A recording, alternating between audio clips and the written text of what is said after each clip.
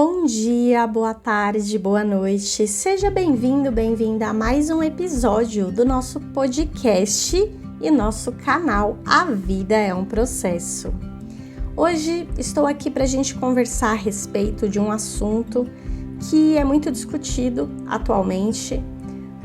Não é um assunto simples de lidar, pelo contrário, para as pessoas que sofrem desse mal, ou quem conhece alguém que sofre, tem alguém na família, sabe que não é nada simples de lidar, né? O que a gente vai falar então é sobre a depressão. E aí eu queria te perguntar, você sabe de fato o que é a depressão? Você leva a sério a depressão?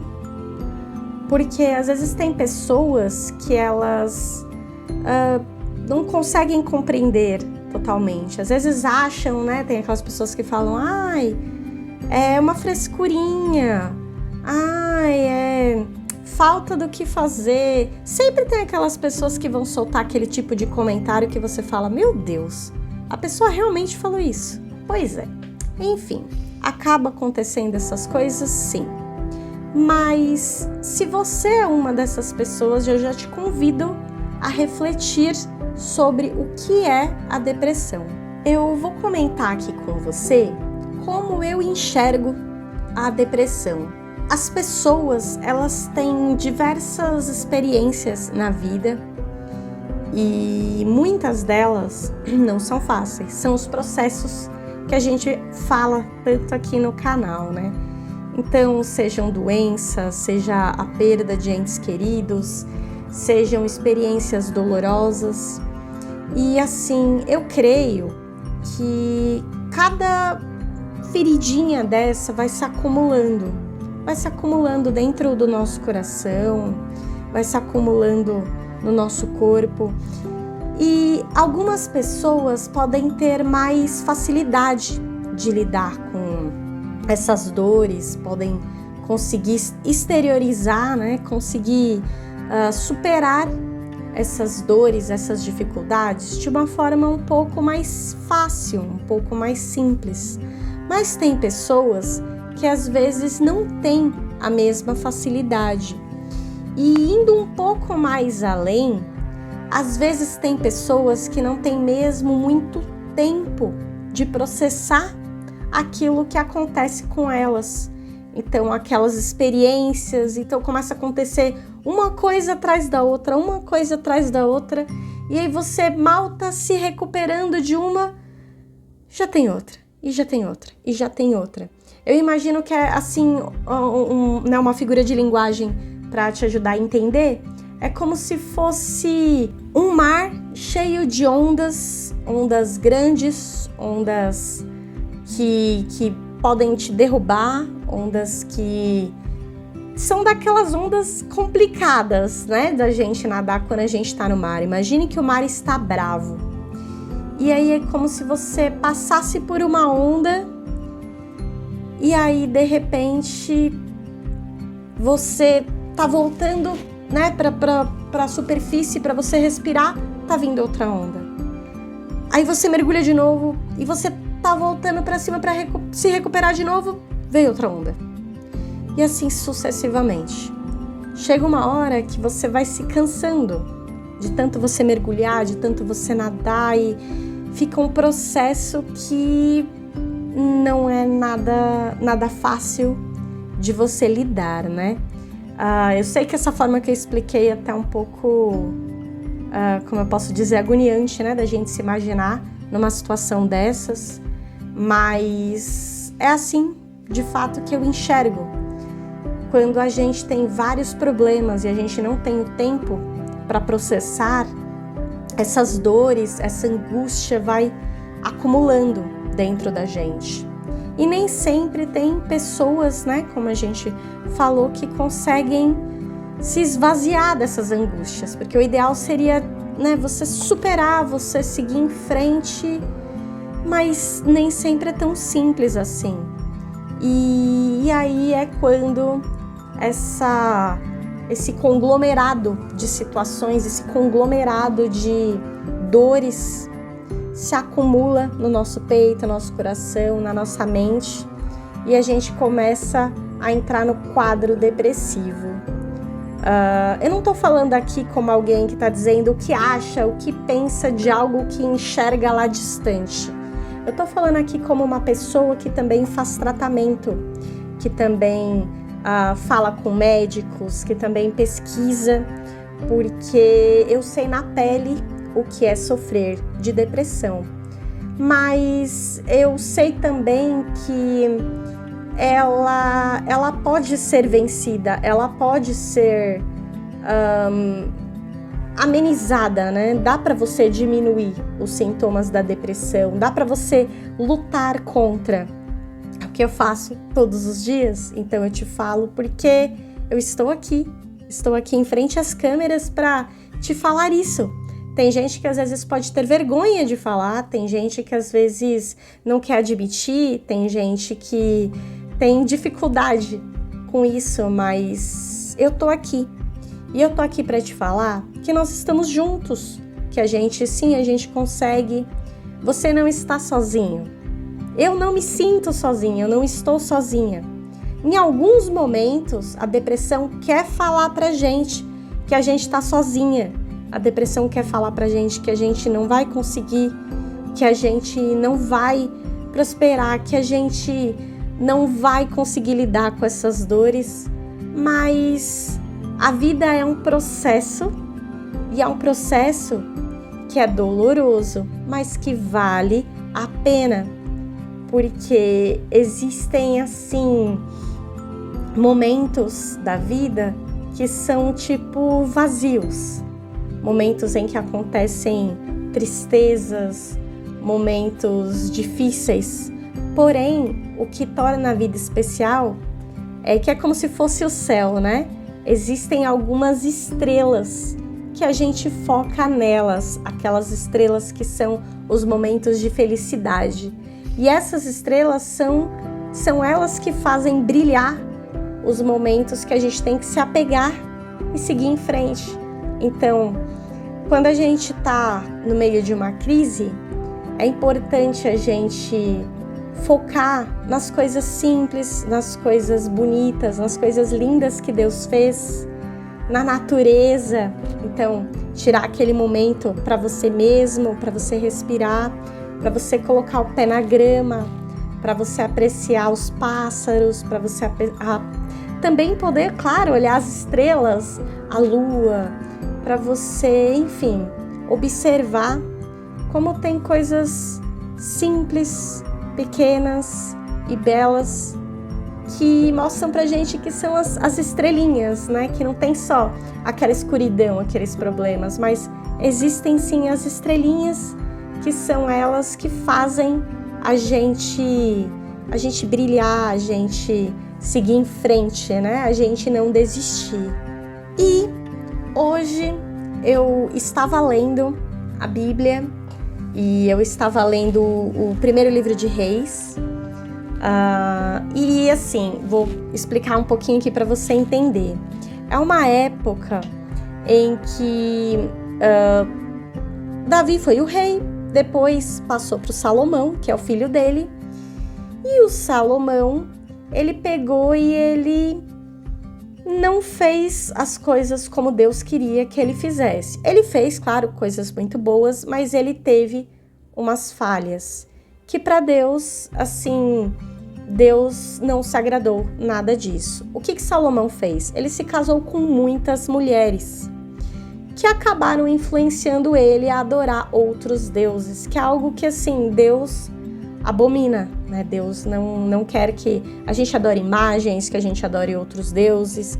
Isso está escrito repetidamente na Bíblia, porque essa é a vontade de Deus.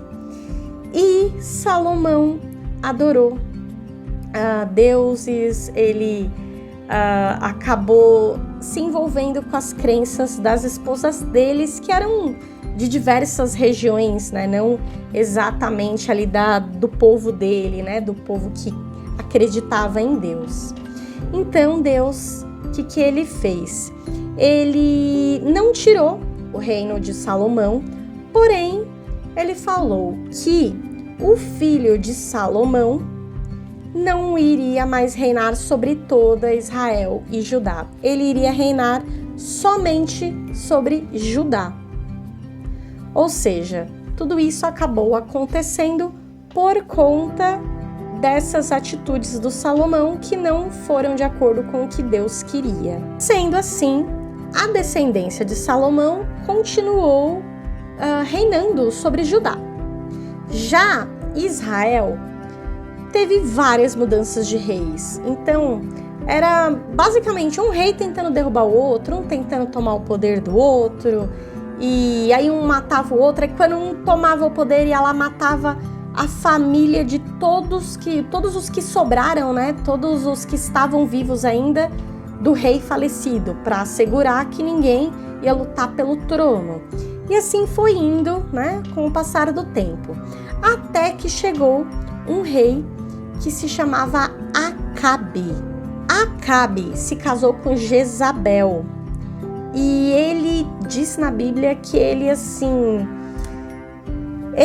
fez das piores coisas, muito piores do que os antepassados deles, né? Do que os reis anteriores a ele. E ele então adorava falsos deuses, e a Jezabel então pior ainda. Ela era uma rainha assim muito complicada em relação a isso, né? Então, ela tinha diversos profetas que adoravam a Baal, né? Que era outro deus, que um dos falsos deuses que eles cultuavam na época. Ela tinha diversos profetas de Baal, diversos profetas que ensinavam uma religião que, né, nada tinha a ver com seguir a Deus, né?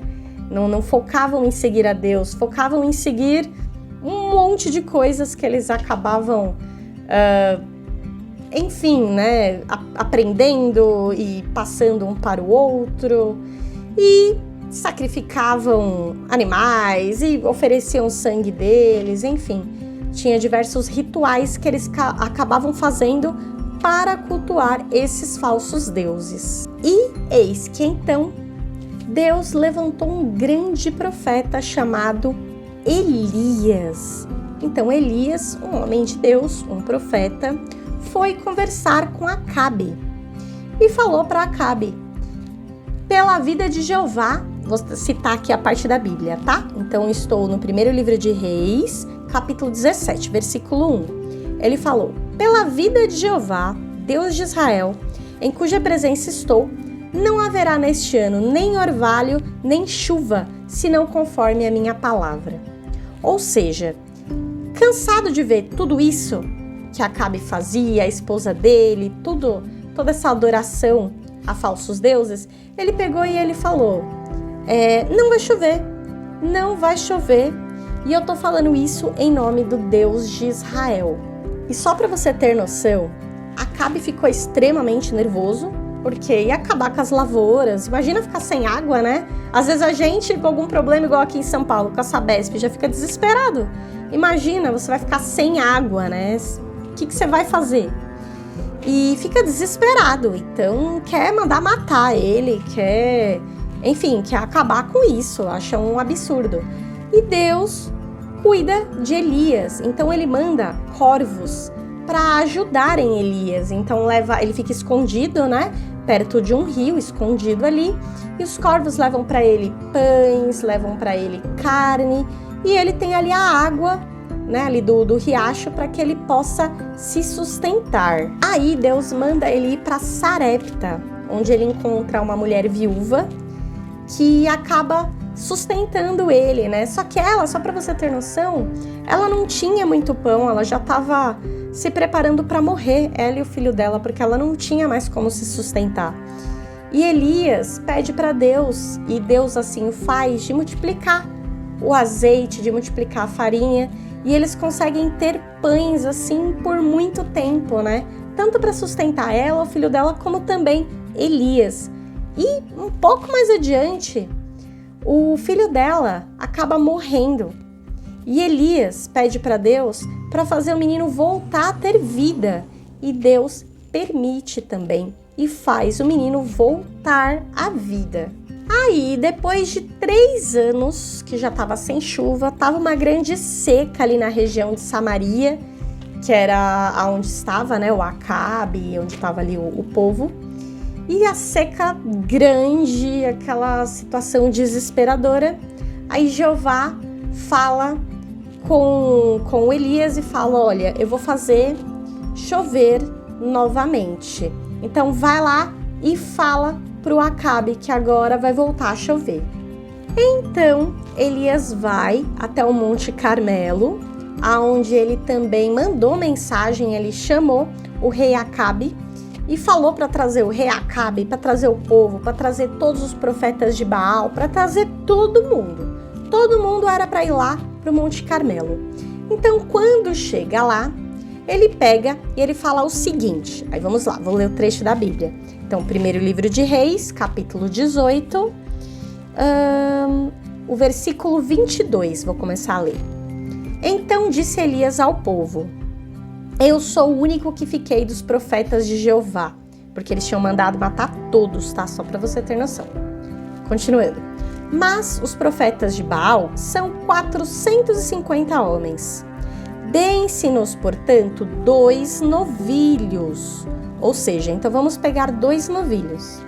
Escolham eles para si um novilho e, dividindo-o em pedaços, o ponham sobre a lenha. Porém, não metam fogo por baixo. Eu prepararei o outro novilho e pô-lo-ei sobre a lenha, porém não meterei fogo por baixo. Então, o que quer dizer? Ele falou para pegar 2 novilhos, os profetas de Baal iam preparar ali, colocar na lenha, mais por cima da lenha, né? Mas não iam colocar fogo. E o outro, ele que ia preparar, colocar ali em cima da lenha, mas também não ia colocar fogo. Então, depois disso, ele falou: agora, depois de preparar tudo, vocês devem convocar o Deus de vocês para que pegue fogo ali a lenha e possa então queimar esse novilho, né, como oferenda ao seu Deus. E é isso. Então você vai orar e vai pegar o fogo e tá tudo certo. E eu vou orar pro meu Deus para te provar que o meu Deus é sim o Deus de Israel, é o único Deus existente. E o fogo vai brotar do nada ali e vai queimar o novilho. Então, quem conseguir fazer, né, o fogo vir do nada para poder queimar o novilho, né, vai provar que o seu Deus é verdadeiro, ok? Aí todo o povo achou boa a ideia, falou: não, tá certo, agora a gente vai ver então quem que é o Deus de verdade. E então, o que aconteceu? Os profetas de Baal fizeram a parte deles, e aí eles gritavam e pediam para os deuses deles para colocar o fogo ali para provar que esse falso Deus existia.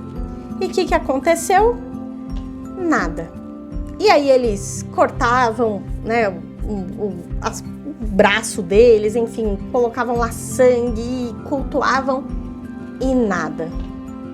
E gritavam mais, e nada. E aí Elias ainda pegou e meio que tirou uma com a cara deles e falou: vai, grita mais alto, por que não tá pegando fogo? E aí, por que não tá pegando fogo? O Deus de vocês está viajando? Ele não tá aqui, ele tá dormindo, precisa acordar ele? Grita mais alto para ver se ele acorda. E eles nada conseguiram. Então Elias foi, preparou ali a lenha, ainda preparou ali em volta, né? Ali fez uma areazinha que ele pediu para encherem com água. Então tinha água ao redor, tinha a lenha, tinha ali, né, o novilho, tudo em pedaços, tudo certinho. E ele pegou e pediu para Deus para fazer brotar o fogo, né, e poder consumir ali o novilho. Aí o que acontece é que Deus pegou e mandou sim fogo do céu, consumiu a lenha, consumiu o novilho, secou até a água ali. Tinha as pedras também que ele colocou, né? Ele colocou 12 pedras representando as 12 tribos, né, ali de Israel. E Deus mandou esse fogo que consumiu tudo. E aí todo mundo, né, ficou: meu Deus, Deus é o Jeová, Deus é o Jeová. Então, realmente, o Deus de Elias é um Deus, mas o Deus dos profetas de Baal não existe, não fez nada. Então, o povo todo passou ali a respeitar e a orar. E aí, o que acontece? Elias pegou e matou todos os profetas de Baal. Todos os profetas de Baal. Veja bem, eu te falei números, né? 450. Elias era um. Ele matou todos, para limpar Israel de tudo isso que tinha acontecido. Além de tudo, ele orou para Deus para fazer chover de novo. E Deus fez voltar a chover. Então, assim, imagina como Elias era uma pessoa abençoada, era uma pessoa guiada por Deus, era uma pessoa, assim, né, um grande profeta.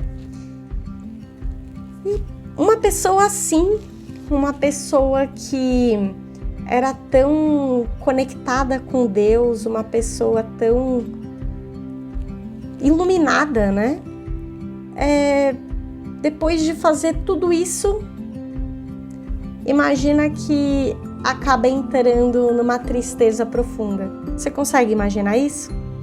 Então aqui está, agora você está entendendo o ponto, por que eu tô te contando essa história, né? Pois é, e essa história está na Bíblia. Sabe o que acontece? Acontece que Jezabel, a rainha, ela fica muito, muito nervosa, porque ele matou todos os profetas de Baal na espada. E aí ela pega e manda um recado para ele, que assim, que ela falou em nome de todos os deuses dela que ela ia acabar com a vida dele até o dia seguinte. E sabe o que ele faz? Ele se esconde. Primeiro ele vai para longe, né? E aí diz na Bíblia que ele pediu para ele a morte e falou, basta. E pediu para Jeová tirar a vida dele, porque ele não era melhor do que os pais dele. Ou seja, uma pessoa capaz de fazer coisas tão grandiosas, porque a rainha tinha ameaçado ele. De repente essa pessoa estava ali desesperada pedindo para Deus tirar a vida dele, né? E aí assim, a gente vê como quando vem uma tristeza profunda, ela faz esquecer verdadeiramente de quem a gente é. Faz a gente perder as forças, faz a gente se perder.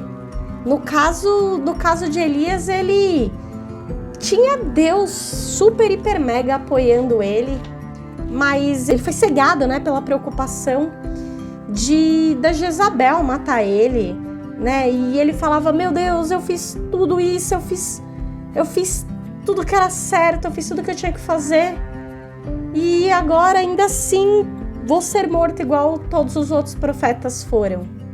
Então ele estremeceu, ele viveu essa angústia, né? Essa tristeza, essa dor tão profunda que a gente acaba sentindo, né? Num episódio, até assim, né? Comparando com as nossas vidas nos tempos atuais, mas a tristeza que a gente acaba sentindo da depressão, às vezes a gente pede até para tirar a nossa vida, né? Às vezes a gente quer desistir de tudo, às vezes a gente não tem mais forças para continuar. E aí eu te pergunto, você acha que quando você tá com depressão, você acha que nesses momentos Deus desiste de você? Você acha que nesses momentos, tipo assim, você foi vencido pelas suas tristezas, pelos seus problemas, você, assim, acabou, já era? Pois bem, o que acontece no primeiro livro dos Reis 19 é que ele deitou e acabou dormindo e um anjo tocou e disse, levanta-te e come. Então ele olhou e tinha um pão cozido sobre as brasas e também tinha água. Comeu, bebeu e deitou de novo. Sabe quando você come, bebe, deita de novo e não quer mais nada, sabe? Pela segunda vez veio o anjo de Jeová, tocou ele e disse, levanta, come e bebe, porque a viagem é longa para você. Então ele levantou, comeu, bebeu e depois ele caminhou 40 dias, 40 noites até Horebe, que é o monte de Deus. Aí ele entrou numa caverna. Sabe quando você entra na sua caverna, sabe? O seu quarto, aquele lugar que você se esconde, ou dentro da sua mente, aquele lugar que você fica e que você não quer sair. Tipo, aqui eu tô escondidinho, aqui eu quero ficar quietinho, ninguém vai mexer comigo. Pois bem, ele se escondeu ali na caverna. E sabe que Deus falou para ele? O que você tá fazendo aqui, Elias? Foi isso que Deus perguntou para ele. E o que ele respondeu? Eu tenho sido zeloso com o Senhor, porque os filhos de Israel deixaram a sua aliança, eles erraram, eles derrubaram os teus altares, mataram todos os profetas, só eu fiquei e agora querem tirar minha vida. E aí Deus pegou e falou para ele, vai lá fora, te coloca no monte, diante de Jeová, né, diante de Deus. Então ele foi para lá. E aí quando ele foi para lá, teve um grande forte vento que passava ali por ele, mas fala que Deus não estava no vento. Depois desse vento teve um terremoto, mas Deus não estava no terremoto. E depois do terremoto teve um fogo, mas o Jeová também não estava no fogo.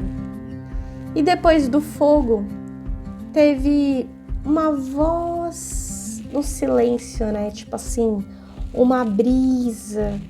E aí Elias ouviu e ele envolveu a capa dele no rosto dele e saiu para fora, onde ele foi na porta ali da caverna. E aí Deus falou de novo para ele, o que você faz aqui, Elias? E ele respondeu de novo, eu tenho sido zeloso pelo Senhor, porque os filhos de Israel deixaram tua aliança, derrubaram teus altares, mataram a espada os teus profetas, mas eu fiquei e agora querem tirar a minha vida. Então Jeová falou, vai, torna teu caminho pelo deserto de Damasco. Quando você chegar lá, você vai ungir Azael em rei sobre a Síria. A Jeú, filho de Ninsi, você vai ungir como rei sobre Israel. E Eliseu vai ser um novo profeta em seu lugar. Ou seja, o que Deus falou para ele? Sai dessa caverna. E deu atividades para ele fazer. Deu as próximas tarefas. E aí eu te pergunto, o que você faz aqui, Elias? Por que você está nessa caverna? Por que você está neste lugar? Você tem coisas para fazer e você já fez coisas grandiosas, você já fez coisas maravilhosas. Por que você acha que acabou aqui? Por que você se sente derrotada agora pelos últimos acontecimentos ou pela soma de tudo que te aconteceu? Então levanta, sai dessa caverna, vai fazer suas novas atividades, vai fazer as coisas que você precisa fazer. Elias foi, obedeceu a Deus e seguiu e fez tudo aquilo que ele precisava fazer. E hoje ele é relembrado como um dos grandes profetas da Bíblia. E para você ver, um grande profeta da Bíblia também teve dificuldades, assim como você tem, assim como eu também tenho. Essa palavra não é só para você, ela é para mim também. E esse é que é o ponto. A gente não pode desistir, a gente tem que levantar, a gente tem que focar, porque sim, em Deus a gente está melhorando, a gente está lutando contra isso que aflige o nosso coração. Eu espero que você tenha gostado da palavra de hoje. Estou aqui sem maquiagem, sem nenhuma edição mirabolante, Estou aqui na simplicidade, aqui do meu lar, para te trazer essa palavra. Se essa palavra chegou até você, é porque é hora de você levantar, é hora de você lutar. E você vai vencer em nome de Deus.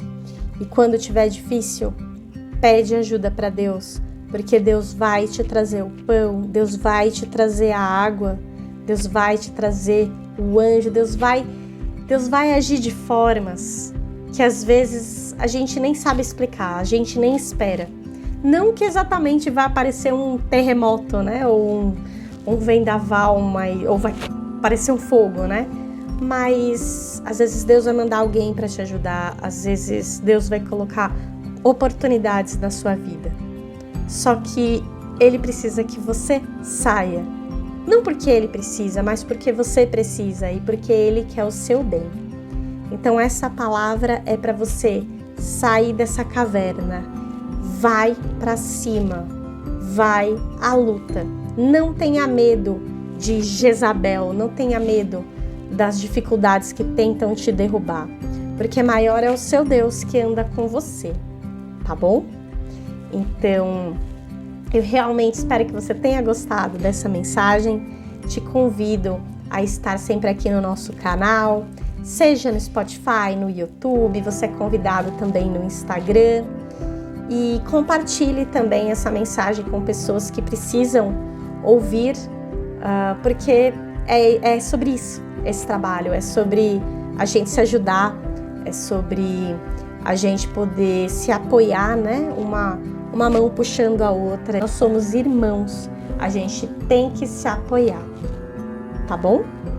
Então, eu conto com você, espero você aqui, fico muito, muito feliz de ter você aqui, você é bem-vindo e você não está sozinho, nunca, nunca, nunca, nunca, tá bom?